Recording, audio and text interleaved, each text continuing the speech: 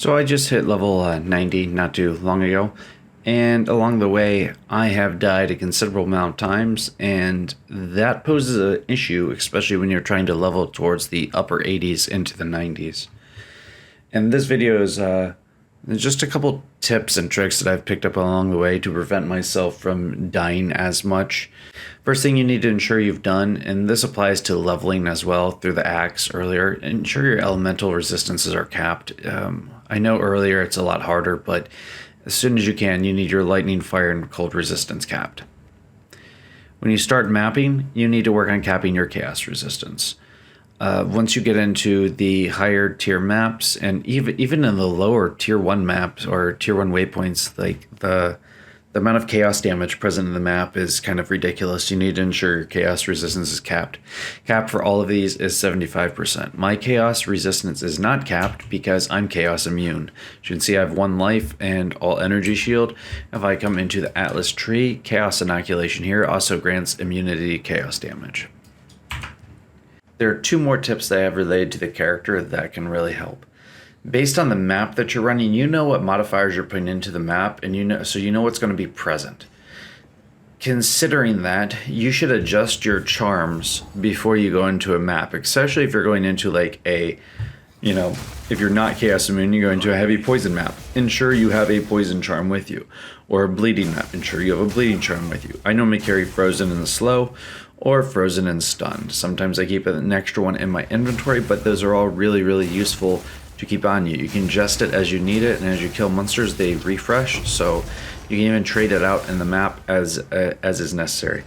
I think that's a highly beneficial use to adapt to the map specifically. The next tip I have is after you kill a rare monster, you should probably be in the habit of using a dodge roll, if not 2. One gets you out of the immediate clearance of most of the on death effects. The second one gets you out of like larger AoE on death effects. So you can normally tell, and with the most recent patch, they have made this much more clear, but it's still easy to be in a good habit of just getting out of the way, and that'll help prevent you from dying to rare monster on boss effects.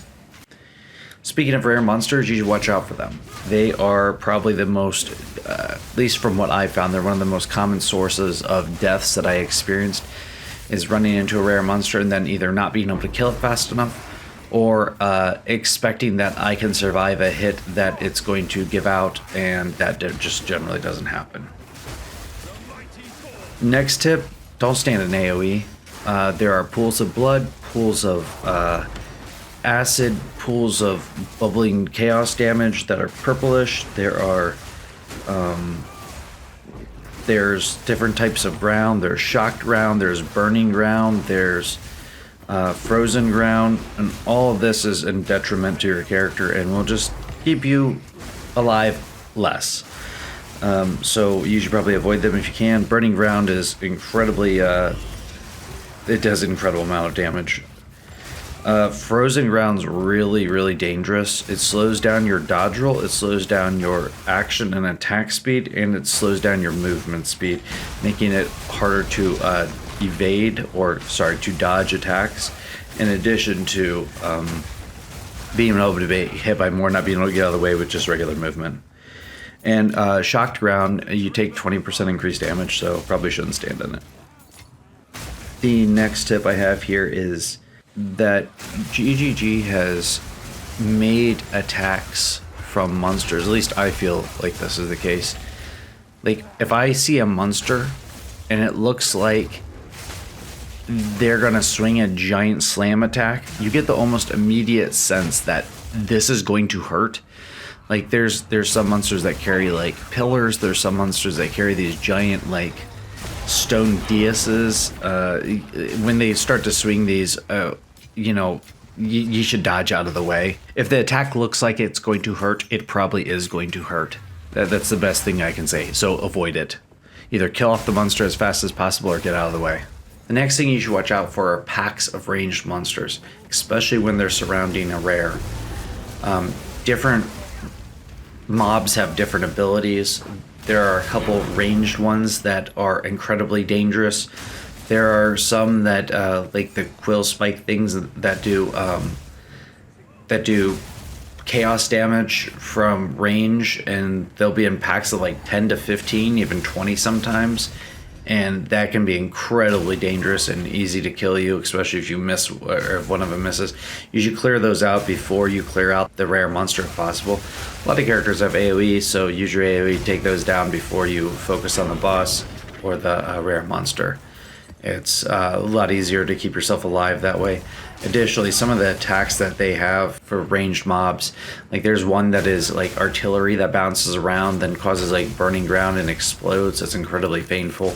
There's another that I've seen that is bounces shocks off absolutely everything, and that means from the rare monster that's around, you're going to take 20% more damage. So you want to get rid of those ranged monsters as quickly as possible.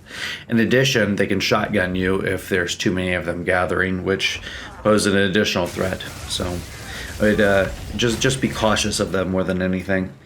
And the last thing that I'd advise here is generally when you enter a map, you should have enough damage to effectively and efficiently clear the area.